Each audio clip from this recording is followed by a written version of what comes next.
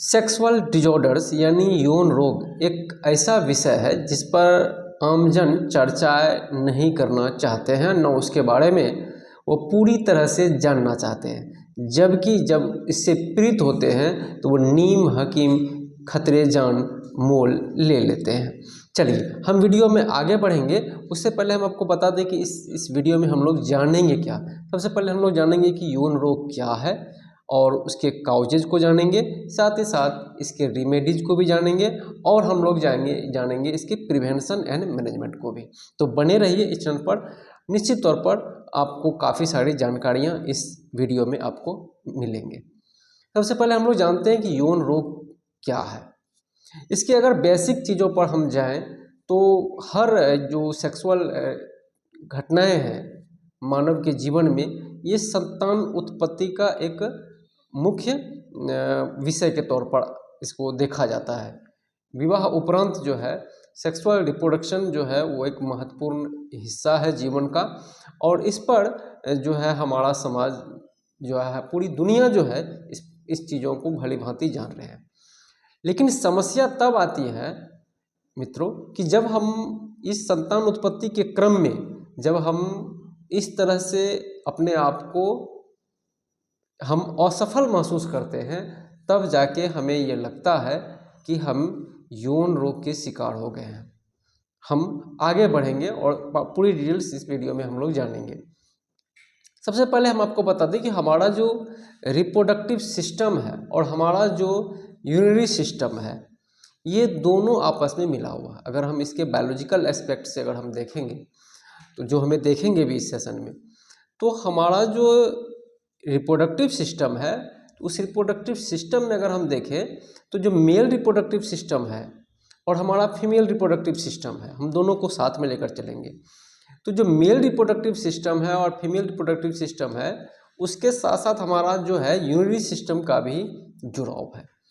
तो urinary system और reproductive system दोनों के ब्लेंड को कहा जाए कि दोनों के मिलावट को आप यूँ कह सकते हैं कि हम एक कंप्लीटली यूरोजेनेटल ऑर्गन के तौर पर उसे हम कह सकते हैं। यूरोजेनेटल के में उसको हम श्रेणी में रखेंगे कि यूरिनरी सिस्टम प्लस जेनेटल यानी सेक्सुअल रिप्रोडक्शन वाले अंग। तो यूरोजेनेटल ट्रैक्ट कह सकते हैं हम, यूरोजेनेटल ट्रैक्ट। तो यूरोजेनेटल ट्रैक्ट में अगर किन्हीं भी प्रकार का अवरुद्ध होता है, नंबर एक कि अगर यूरोजेनेटल ट्रैक्ट में किसी भी प्रकार का अवरुद्ध होता है, या फिर हमारा जो इंडोक्राइन सिस्टम है उसमें अगर कहीं दिक्कतें आती है, या फिर हमारे साइकोलॉजिकल चीज़ों में कहीं दिक्कतें आती है, तो कहीं न कहीं हमारा सेक्सुअल बिहेवियर या फिर सेक्सुअल जो इवेंट्स हैं उसमें जो है दिक्कतों का सामना करना पड़ता है, और यही दिक्कत को हम लोग नाम देते हैं सेक्सुअल डिजॉर्डर्स। ये सेक्सुअल डिजॉर्डर्स जो है, इसको हिंदी में हम लोग यौन रोग कहते हैं। ये महिलाओं और पुरुषों दोनों में जो है ये देखा जा सकता है। ये अलग बात है कि महिलाएं इन चीज़ों को लेकर आगे नहीं बढ़ती है, लेकिन उनको भी ये समस्याएं घेरती है, और वो भी जो है जो विशेषज्ञ हैं उनके संपर्क में जरूर उन्हें भी जाना चाहिए। पुरुषों से जुड़ा जो यौन रोग है, ये पुरुषों से जुड़ा यौन रोग के बारे में आपको अक्सर कहीं पर भी चलते फिरते आपको चार दीवारी पर लिखा हुआ मिलेगा, गुप्त रोगी अवश्य मिले। तो ध्यान रहे, इस तरह के गुप्त रोगी अगर आप हैं तो इस गुप्त रोगी का कोई इलाज होता नहीं है, क्योंकि ये गुप्त रोग अब रहा नहीं। गुप्त रोग के नाम पर आपसे काफ़ी ये चीज़ें कर ली जाती है, लेकिन ये वीडियो देखने के बाद अब ये अब गुप्त रोग नहीं रहेगा, क्योंकि हमें पूरा यकीन है कि अगर ये वीडियो अगर आप देख लेंगे तो आपकी सारी भ्रांतियाँ दूर हो जाएगी, और मुझे पूरा यकीन है कि आप इस मामले में काफ़ी कूल महसूस करेंगे। तो गुप्त रोग के बारे में बता रहा था। गुप्त रोग का इलाज भी गुप्त रोग तरह से ही होता है, और इसका इलाज अगर हुआ तो भी गुप्त रह जाता है और नहीं हुआ तो भी गुप्त रह जाता है, इसलिए इसका नामकरण रखा है गुप्त रोग। लेकिन ये गुप्त रोग है नहीं, चलिए आगे हम लोग बढ़ते हैं। तो मैं बता रहा था कि जो हमारा रिप्रोडक्टिव सिस्टम है और जो हमारा यूरिनरी सिस्टम है, दोनों को अगर मिला दिया जाए तो यूरोजेनेटल सिस्टम हमारा बनेगा, यूरोजेनेटल ट्रैक्ट के तौर पर उसे हम लोग जानते हैं। और इसमें अगर कहीं भी कुछ अवरुद्ध आती है, जैसे ब्लॉकेज कहीं पर भी आता है, तो हम सेक्सुअल डिसऑर्डर के शिकार हो सकते हैं, हमारा यूरिनरी सिस्टम भी प्रभावित हो सकता है। अब आइए, हमने आपको बताया कुछ देर पहले कि हमारा एंडोक्राइन सिस्टम भी इसमें महत्वपूर्ण भूमिका प्ले करता है। तो थायराइड ग्लैंड, पाराथायराइड ग्लैंड्स और पिट्यूटरी ग्लैंड्स, तीनों का इसमें महत्वपूर्ण योगदान है। थायराइड ग्लैंड्स का भी, पाराथायराइड ग्लैंड्स का भी, और उसके बाद पिट्यूटरी ग्लैंड्स का भी। ये तीनों ग्लैंड्स का महत्वपूर्ण भूमिका है सेक्सुअल बिहेवियर पर, यानी कि आपके यौन स्वास्थ्य पर, सेक्सुअल हेल्थ पर जो है इन तीनों ग्लैंड्स का महत्वपूर्ण भूमिका है। हालांकि ओवरऑल देखा जाए तो सभी शारीरिक लेवल पे हर स्तर से इसकी भूमिका है, लेकिन ये तीनों ग्लैंड्स की ज़्यादा इम्पोर्टेंट है इस सेक्टर में। और एक दूसरा सेक्टर अगर हम बात करें कि साइकोलॉजिकल इफेक्ट्स भी बहुत ज़्यादा है इस मामले में। क्यों? क्योंकि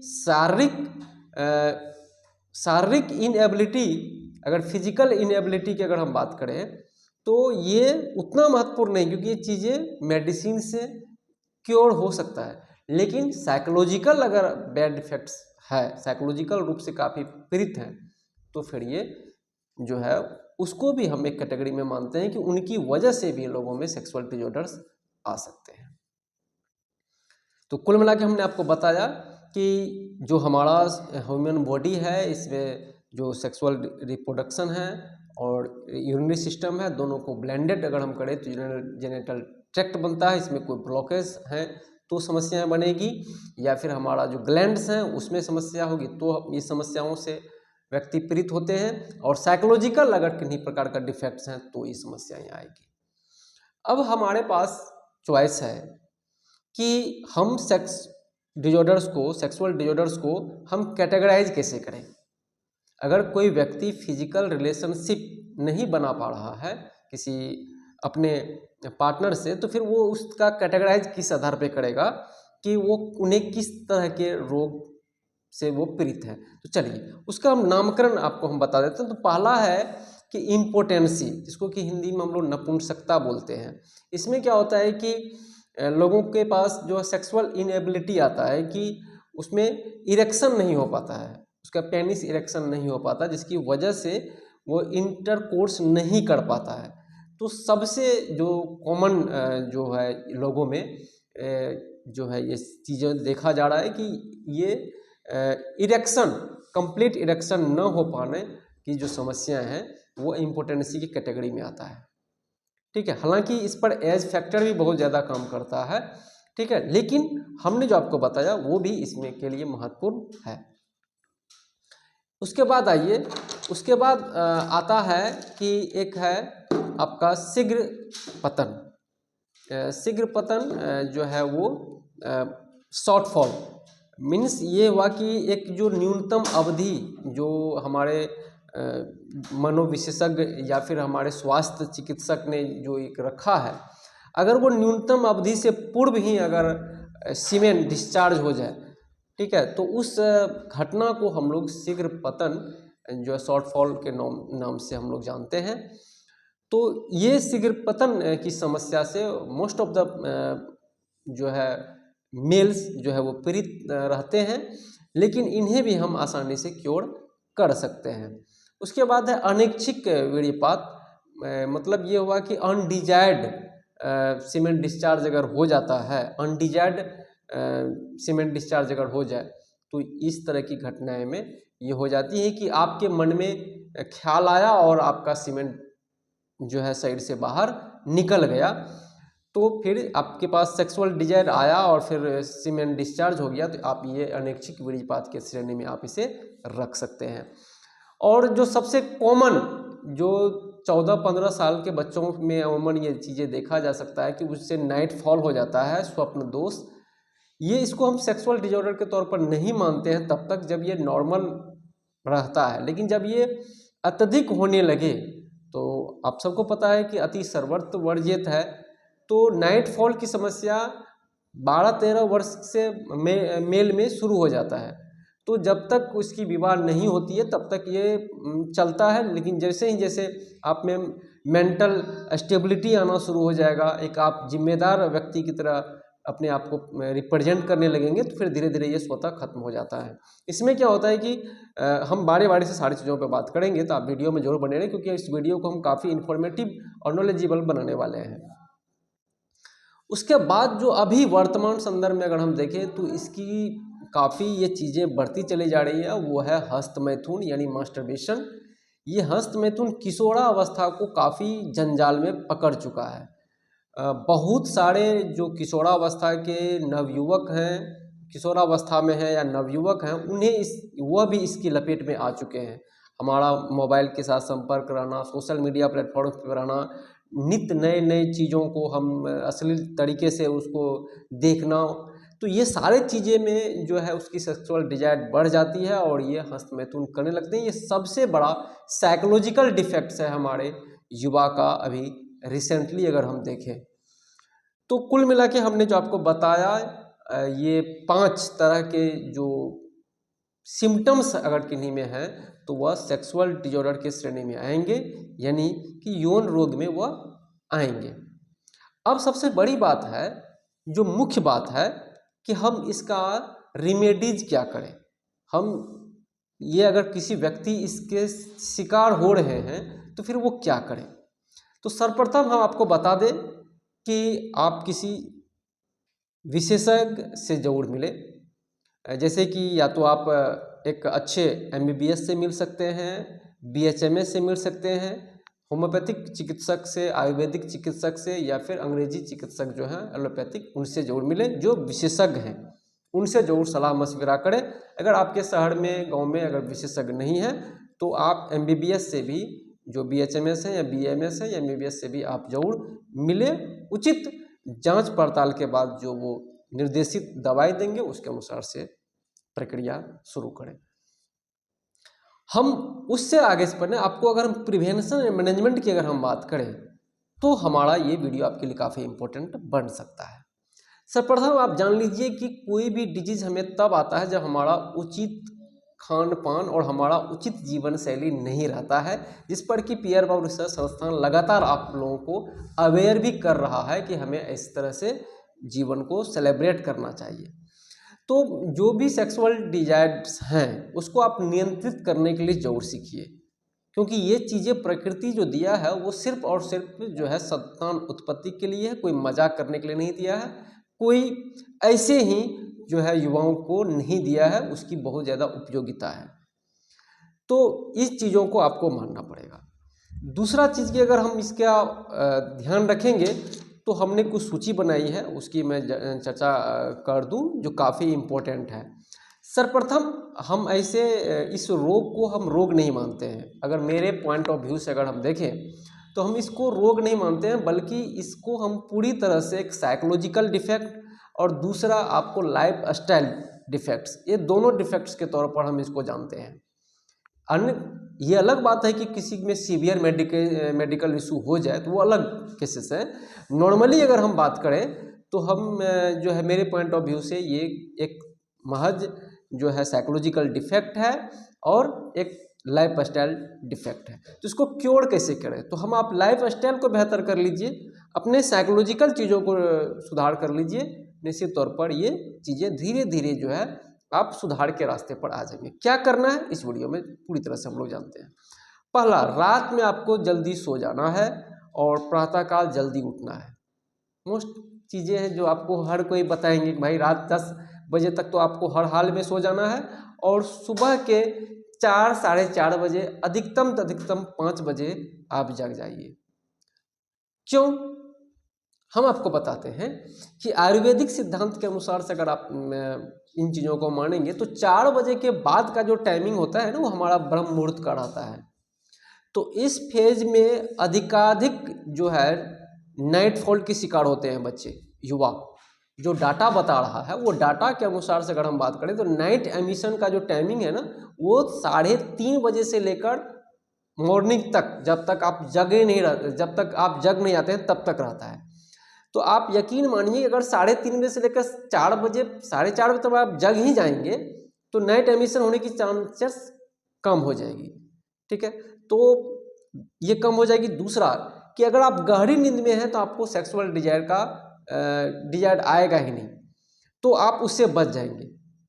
ठीक है, सेक्सुअल डिजायर का ख्याल जो है आपको गहरी नींद में आ ही नहीं सकता है, या तो नींद आने से पूर्व आएगा या पूरा जब नींद कंप्लीट ले लेंगे तब आप ख्यालों की दुनिया में आप गोता लगाएंगे। तो आप वो काम नहीं करना है। अगर आप अर्लियर मॉर्निंग जगेंगे अप टू 4, 4:30, 5 बजे तक, तो फिर ये समस्या धीरे धीरे कम होने लगेगी। दूसरा आइए, प्रातः काल आपको सोच जाना है और गुनगुने पानी में 1 नींबू और 1 चम्मच शहद मिलाकर लेना है। इससे कब्ज का नाश होता है और स्फूर्ति बढ़ती है।